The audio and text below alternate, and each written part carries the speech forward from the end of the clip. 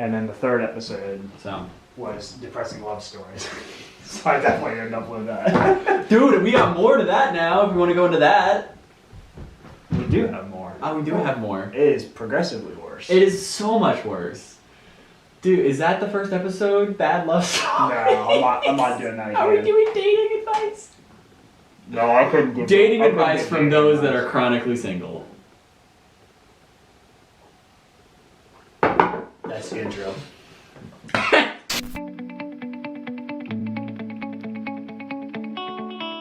We're gonna change notes because this is gonna get real sad real quick, dude. That this man really likes trees. I do like trees. Like, really likes trees.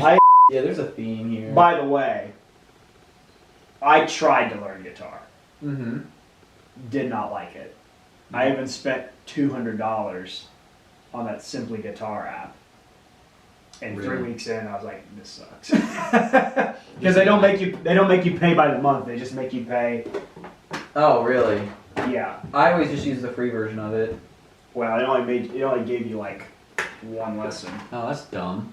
There's like no room. I think you would do better if like you actually went and got like actual lessons from someone. Probably not good. I get frustrated though. That's true. Is the issue. I do know how to play Elvis song on there.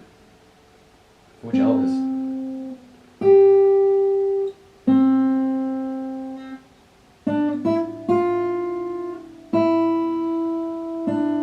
You recognize the song? Can't Help Falling in Love with You? Yes. I had like three like good friends that I talked to, and then everybody else was kind of like, there's three groups of people. Mm-hmm. There's close friends, Mm-hmm. people that I could hang out with but wasn't really close Mhm. with, and then people I just didn't talk to. Yeah, I think the best way to categorize them is like if you're going to get in a group project, there's the people that you want to have. There's the people that like you're okay with having. There's the people that you never want to have. We had this big plan. We had to go actually to West Virginia. Oh, nice. For an experiment. We went on this island. And basically we were supposed to count the deer population. Oh, nice. So we just basically circled around the whole thing and then counted the deer because they're not going to go anywhere unless they swim across. But Why they fly? we were going to do that, and then we were going to play poker that later Mhm. because one of our buddies dropped out, failed out, and so we called him from Cleveland. Mm-hmm. And I'm like, they're like, "Do you think he's going to come down here?" And I'm like, "Might as well see." He drove down. Oh, nice. And we ended up playing poker that night. But the dude, it was his idea to have the poker night in the first place. Well, Right. he never showed up because he's going through some personal issues, and I don't blame him for the personal issues he was having at the time. Okay. But like at the same time, I was like, So you just made like a tree and like. I'll just say he was going through some like breakup issues. That's all I'll Mhm. say. And I'm like, he didn't want to go to the poker game because he was upset about the whole situation. I'm like, Mhm. dude, you gotta go out and do something with your buddies. If you're, I mean, the day I figured out that my ex had a kid, Mm-hmm. I went to a bonfire. Colton called me up and said, "Hey, we're having a Oh, bonfire to play." Yeah, and I'm like, "Yeah, that's probably a good idea that I go, because otherwise I'm just gonna develop on this." But and what made me angry was, I'm like, we have a buddy that drove 3 hours down here to be here, Right. and you're not even gonna like stop by to say anything. Right. So did he at least like say anything before, like about not coming, or just like no? No, it was so. Just never showed up. We were hours into the poker game, Yeah. and he just texted me saying, because like we were gonna have it at his apartment, but then Mhm. he was gonna like do some relaxing, and so we decided to play just after college. Yeah. And so he texted me, he's like, "Hey, where you guys at?" I'm like, "Well, we're in the natural resource building." Okay, cool. 2 hours passed by, and he's still not there. And I'm like, "What the crap?" Then he texts me saying, "Hey man, I'm not feeling really good." And so I'm like, okay, something doesn't seem right. Well, the next day is when he told me Mm-hmm.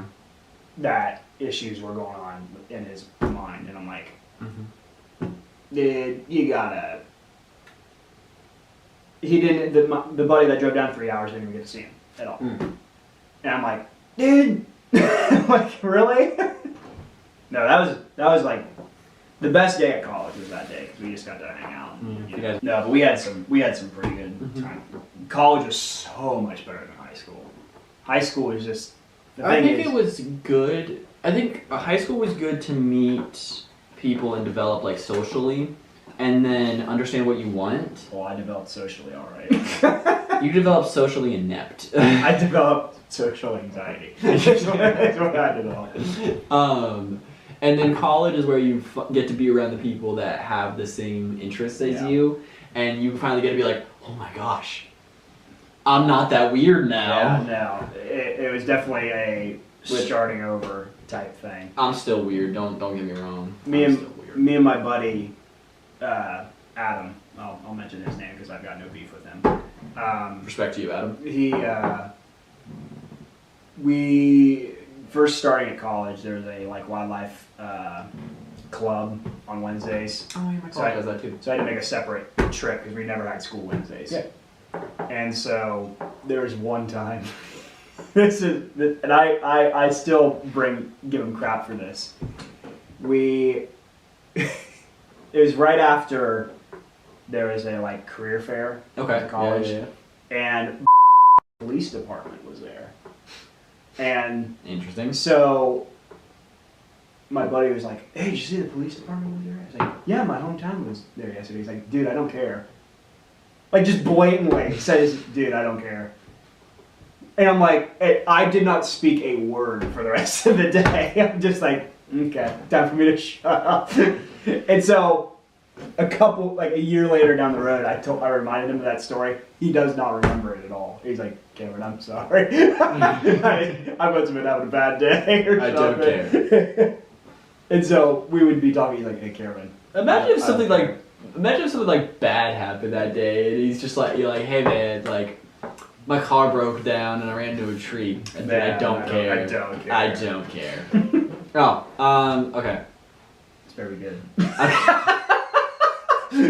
I'm trying to think, cause I'm currently doing medical stuff, and so I can't break HIPAA for patients and stuff. Ooh, So there's some stories that I want to say, but I can't. Well, see, I could do that with work, but I work in a government job. True. So I don't. There's a lot of crap that happened. Friday was a frickin' mess. Somebody got injured. There's vandalism that happened. So at my work, I had a boss he was really great.